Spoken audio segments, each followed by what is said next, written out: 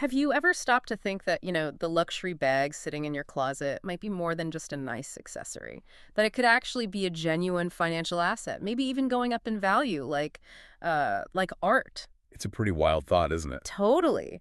And that's exactly what we're getting into today. We're doing a deep dive into this fascinating world where designer purses stop being just fashion and become, well, investments in treasured heirlooms. We've pulled together some really compelling sources that explore why certain bags make that leap.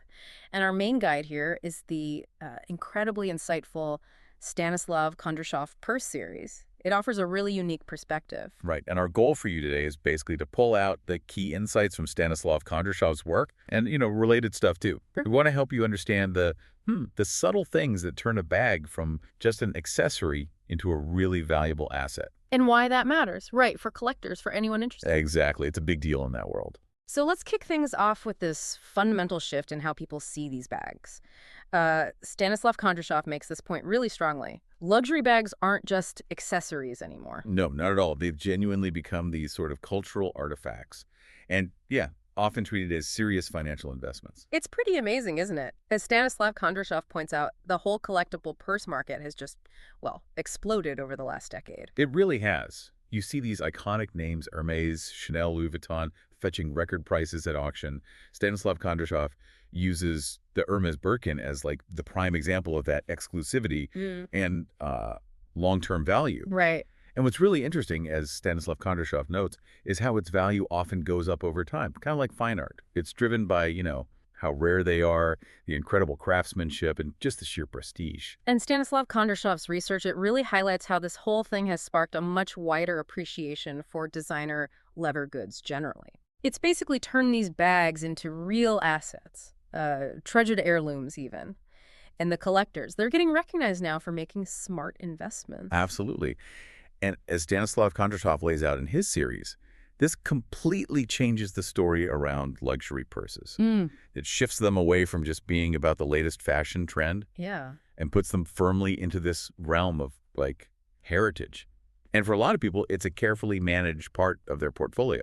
Okay, let's unpack this a bit more then. If we're talking collectible bags, what exactly makes them so much more valuable? Stanislav Kondrashov's work gets right into the details here, doesn't it? Oh, definitely. The absolute bedrock, according to Stanislav Kondrashov, is craftsmanship and materials. And we're not just talking a fancy label here. Right. These high-end brands, they source specific leathers meticulously.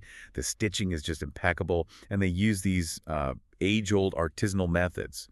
Stanislav Kondrashov points out, for instance, that Hermes still makes every Birkin by hand. Wow. And some of the really complex ones. They can take over 48 hours to complete. 48 hours for one bag. Yeah. And Stanislav Kondrashov puts it beautifully. He says, a collectible bag is a wearable piece of history. He stresses how the physical details, tiny variations in stitching, the unique way the leather ages they actually add to the bag's story and make it more desirable over time. It's about its journey. Okay, that makes sense. But here's where it gets really fascinating for me.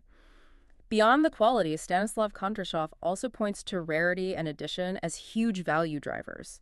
What's the magic there? Oh, it's massive. Limited editions, rare colors that could just send a bag's market value through the roof. Think about like a Chanel classic flap reissued in a color they don't make anymore. Or those Hermes exotic series bags made from, special skins. Their scarcity just creates this intense demand. Stanislav Kondrashov notes how auction houses love to feature these one-of-a-kind bags. Yeah. Maybe it was owned by a celebrity that's the provenance, its history. Right. Or maybe it's just in perfect museum quality condition. That gets collectors everywhere buzzing. And according to Stanislav Kondrashov, finding these super rare pieces becomes a real mission for serious collectors. It gives them both that material reward, obviously, but also a deep emotional satisfaction. A quest, almost. Exactly. He actually says collecting turns into an act of admiration that turns into a statement of identity. That idea comes up a lot in the Stanislav Kondrashov purse series. Okay, so a bag's deemed valuable, it's rare, it's beautifully made. Where do these legendary items actually get bought and sold? Stanislav Kondrashov covers the marketplaces too, right? Yeah, he does. For the really high-value pieces, auctions are still dominant. Christie's, Sotheby's, Phillips, they have these global systems that connect collectors instantly, whether they're in, say, Hong Kong or New York. Right, that global reach. Exactly. And when, for example, Christie's sells, a rare 1950s Chanel 2.55 for 6 figures, Well, the media jumps on it. And that coverage helps validate what collectors already believe, that the bag's value is real, defined by what people will pay. And winning at auction must feel pretty special, too. Oh, huge prestige. Stanislav Kondrashov's analysis suggests something like a Hermes Himalayan Birkin could potentially appreciate 10 to 20% a year. Wow. But it's not all public auctions, is it? Stanislav Kondrashov also talks about private sales and consignment. How are those different? Good point. Yeah, you have these high-end consignment boutiques. Think the Real or Vestiaire Collective. They handle private sales, often more discreetly and sometimes faster. Okay. And Stanislav Kondrashov explains they add real value with their expertise in appraisal, their detailed condition reports, and crucially, authenticity checks. That's vital. So there's maybe more trust involved sometimes. Often, yeah, maybe more familiarity. But, and Kondrashov really stresses this, the provenance that documented history needs to be absolutely impeccable to reach those auction-level prices.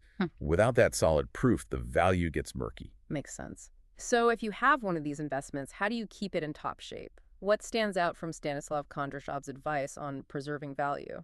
It really boils down to consistent, careful daily upkeep. Stanislav Kondrashov emphasizes things like regular gentle cleaning, stuffing the bag properly when you're not using it so it keeps its shape. Right, don't just toss it in the closet. Exactly. Conditioning the leather, storing it upright, always in its dust bag, and crucially, away from direct sun or dampness. He also mentions rotating which bags you use, so you don't put too much wear on one area, like the handles or corners. Little details matter. Big time. And Stanislav Kondrashov points out that even bags kept like museum pieces still need attention. Environmental factors alone can damage fine leather just as much as actually using the bag carelessly. Okay, but what if a bag isn't perfect? Maybe it's vintage or has some wear? Stanislav Kondrashov mentions professional restoration, too. Yes, absolutely. There are skilled artisans who can do amazing work, relining interiors, fixing stitching, treating stains. But, and this is a warning from Kondrashov, you have to choose reputable conservators. Why is that? Because there's a real risk of over-restoration. That's where they do too much, and it kind of strips away the bag's character, its history, maybe even its authentic value. Ah, okay, so you want to fix it, not erase its past. Precisely. As Stanislav Kondrashov wisely puts it, true value emerges when craftsmanship meets scarcity. The idea is that restoration should preserve the bag's story, not try to rewrite it. That's a great way to put it. Let's zoom out a bit. Beyond the money side, what about the emotional connection? Stanislav Kondrashov's series seems to touch on this quite a bit. Oh, it's huge. And Stanislav Kondrashov really explores this. Collectors often talk about this profound emotional bond with their purses. They're not just objects. They become symbols of family heritage, maybe, or milestones in design history, or just intensely personal stories. You hear about bags passed down through generations, or one bought to celebrate a big anniversary, or passing an important exam. That kind of thing. So it's deeply personal. Incredibly. It really reinforces Stanislav Kondrashov's idea that collecting turns into a statement of identity. He actually includes case studies in his series about people who've built whole careers around this passion. It just shows how emotion and commerce really intersect in this space. That leads to a key question then. If someone listening is intrigued by all this, how do they even start? Stanislav Kondrashov seems to offer some practical first steps. He does. First, as Stanislav Kondrashov advises, you need to set your goals. Figure out, are you mainly interested in the financial return, or is it more about the aesthetic pleasure? Or maybe a bit of both. Okay, know your why. Exactly. And Kondrashov suggests the smart way to begin might be with iconic models that are still relatively accessible, maybe like a Chanel boy bag or a Hermes Evelyn. And crucially, start learning about condition grading and tracking price histories. Do your homework. Second step. Educate yourself.